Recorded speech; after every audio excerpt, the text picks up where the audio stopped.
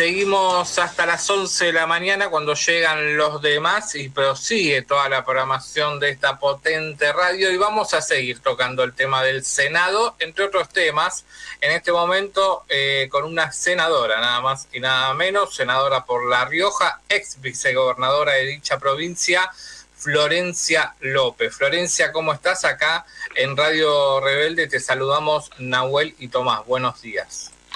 Muy buenos días, ¿qué tal? ¿Cómo están ustedes? Bien, bien. Bueno, aquí analizando todo lo que viene pasando en esta Argentina de Milei, que no es poco nunca, y todo lo que pasó en la sesión del Senado, donde vos no solo estuviste presente, sino que fue uno de los discursos que más se viralizó, el tuyo, en tu alocución. Contanos hoy, un día después, con todo lo de lo que se está hablando ahora, de la nulidad, no nulidad y todo esto, ¿qué es lo que te quedó? ¿Qué reflexiones tenés al día de hoy? Bueno, evidentemente todo lo que dijimos en la sesión se está confirmando, ¿no? Que es la desesperación por parte del gobierno nacional, con la vicepresidenta de la Nación incluida, por defenderlo a Cuadra, por evitar que Cuadra sea excluido del Senado. O sea, no le bastó con analizar y ver la sesión como se dio, con una mayoría contundente, que digamos la gente ve la cantidad de votos que fueron a favor de la exclusión, pero no fue fácil, porque durante toda la sesión y días pasados hubo fuertes operaciones por parte del gobierno y de los bloques aliados para salvar a Cuadra, ¿no?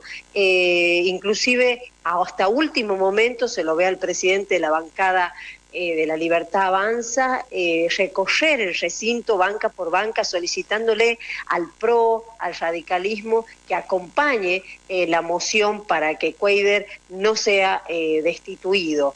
Entonces no se logró y no les quedó otra que votar con todo el conjunto de senadores y un día después, cuando ya el senador Cuadra fue removido, apoyan a lo que está diciendo Cuadra en su detención en Paraguay, diciendo que la sesión es inválida. Eso es apoyado por el presidente de la Nación y apoyado por distintos referentes políticos, como es el expresidente Mauricio Macri, etcétera, etcétera. Y como lo decía yo, desde mi banca, no puedo creer en otra cosa que es el temor de que Cuadra hable sobre las negociaciones en relación a la ley bases. Acá hay un solo tema, que es la ley bases, que es la ley que le permitió al gobierno avanzar con privatizaciones, con desregulaciones, con despidos masivos.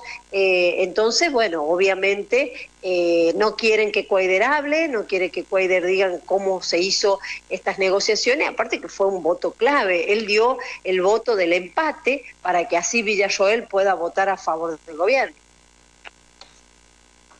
Florencia, buenos días. Tomás García te saluda. ¿Cómo andás?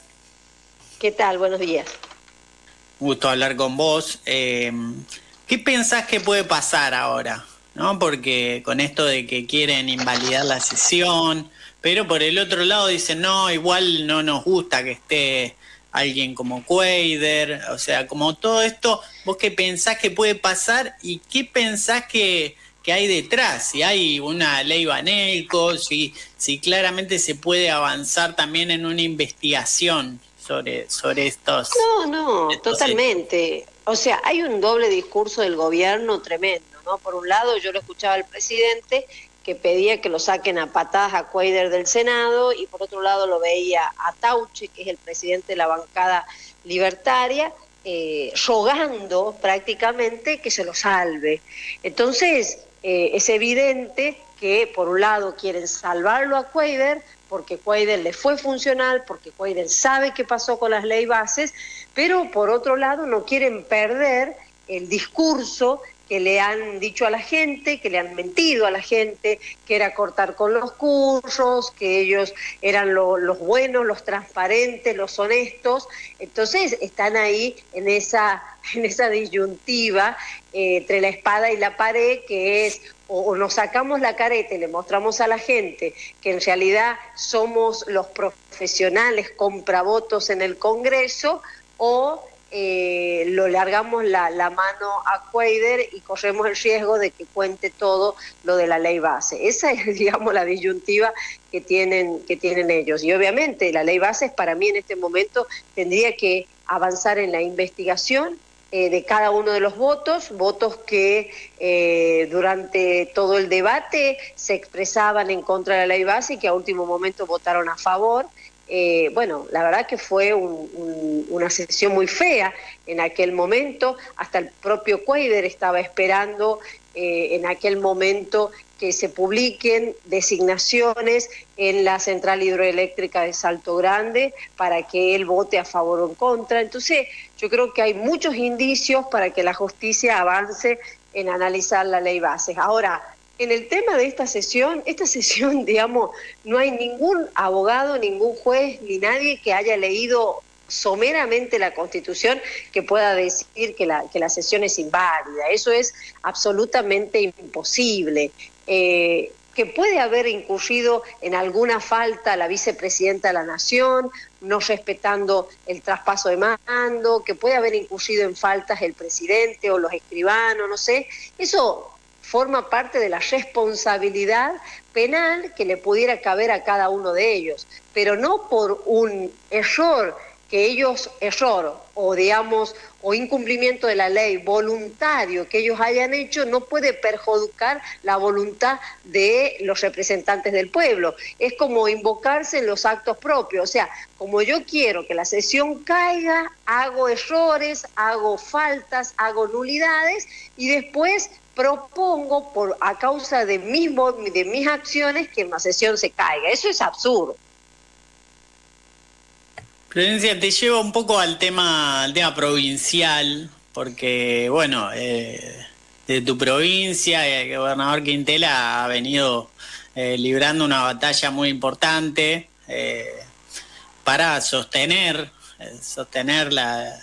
la calidad de vida de sus coprovincianos y sufriendo también la falta de recursos, ¿no?, que llegaban de parte del gobierno nacional, la aparición de los chachos, ¿no?, en su momento para sostener eso. ¿Cómo ves que está pudiendo sobrellevar la provincia todas estas políticas, ¿no?, al haberse cumplido un año de estas políticas que fueron tan perjudiciales para la provincia, ¿no?, además de para la nación? No, nosotros estamos muy mal. No solo La Rioja, sino todas las provincias del norte, todas las provincias en general, tenemos más de un 98% de disminución de transferencias a la provincia. Eso es un montón, y eso está generando muchos problemas en la provincia. Los municipios no tienen recursos para hacer los servicios básicos, limpieza, iluminación, combustibles para las máquinas. Obviamente los salarios es un tema que aflige fuertemente al gobernador de la provincia, hace todos los esfuerzos para aumentar los salarios a los trabajadores, pero obviamente no alcanza. A eso hay que sumarse una fuerte recesión en la provincia, y el gobierno nacional nos debe muchísimos fondos del 2024, y en el 2025, al no haber hasta el momento presupuesto nacional, estamos en el limbo, o sea, no sabemos qué fondo vamos a tener, con qué presupuesto se va a fijar las transferencias a la provincia. Así que, mire, estamos muy mal, y a mí me gustaría también que todos los gobernadores pudieran unirse y pudieran ver la situación de las provincias, porque mire, si hay algunos sectores, quizás los de la provincia no sea, ¿cómo podría decir?, tan popular como el resto de sectores afectados, como por ejemplo los jubilados, las universidades y las provincias. Son los tres sectores más afectados y son los que están en este momento soportando el ajuste. Cuando yo le digo las provincias, no estoy diciendo un gobernador Quintela o Infran, le estoy hablando de la gente que vivimos acá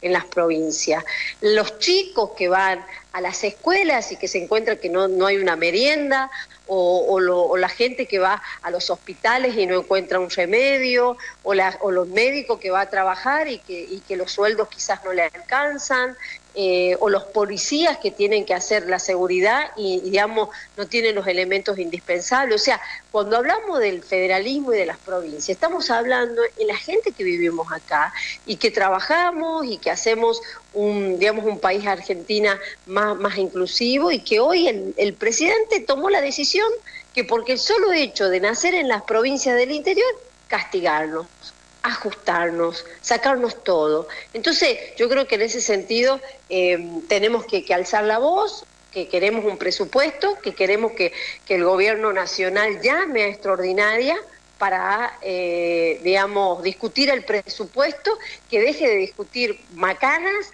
que deje de defender delincuentes y que llame a sesión extraordinaria para debatir el presupuesto nacional. Florencia, ¿pensás que algunos gobernadores por ahí no están en la misma sintonía por casos como lo que pasó con Cuadra? Por ese tipo de negociaciones por ahí que les dan algún recurso más y a partir de eso terminan votando, por ejemplo, la ley bases y no se suman a todos los reclamos. ¿Pensás que hay algo de eso, de esa política, digamos, que este gobierno venía a combatir y que ahora con el caso Cuadra y con otros pareciera que sigue más viva que nunca? Y pasa que el sistema que tenemos nosotros es un sistema muy, muy justo, ¿no? Un sistema, o sea, está bien, hoy nos toca. Lo que pasa es que el sistema, al ser tan injusto, si nosotros tenemos un tirano a la cabeza, se nota más, ¿no? Pero bueno, en general es injusto el sistema porque la coparticipación no alcanza, el gobierno nacional no presta ningún servicio porque es verdad, o sea, no hay hospitales nacionales, o sea, habrá muy poquitos, no hay escuelas nacionales, no hay empresas nacionales que presten servicio, iluminación, que arreglen calles, nada. Entonces eso lo hace el gobierno de las provincias y las municipalidades. Ahora, el gobierno nacional recauda toda la plata y no les pasa un peso a las provincias, o lo que le pasa es mínimo, porque todos los días saca un nuevo impuesto diciendo, este no es coparticipable, esto no es coparticipable, el caso del impuesto país, etcétera, etcétera. Entonces, eso es lo que a nosotros nos pega fuertemente. Ahora, cuando tenemos un tirano a la cabeza, y lógicamente eso se pone peor, y los gobernadores, muchos de ellos peronistas, otros radicales, otros dialoguistas, todos hemos visto cómo han intentado armar canales de diálogo con el presidente, que no está mal, que me parece bien, que hablen, que discuten, que reclaman las acciones de su gobierno, pero obviamente el presidente le pide cosas a cambio, que es que voten en contra de los jubilados, que voten en contra de las universidades, y aparentemente tampoco les soluciona nada de las provincias, o si les soluciona algo es imperceptible, porque usted se va a Tucumán, se va a Catamarca, se va a todas las provincias, se va a Salta, que son provincias que supuestamente están colaborando con el presidente, y la verdad que la gente está viviendo igual de mal que la provincia de La Rioja, que en Buenos Aires y cualquier otra de las provincias. Florencia, te agradecemos mucho esta entrevista aquí en la mañana del sábado en Radio Rebelde. No, les mando un abrazo a ustedes y muchísimas gracias por llamarnos. Para nosotros es muy importante que hablen y que traten de hacer escuchar una voz del interior. Abrazo grande, que estés bien. Hasta luego.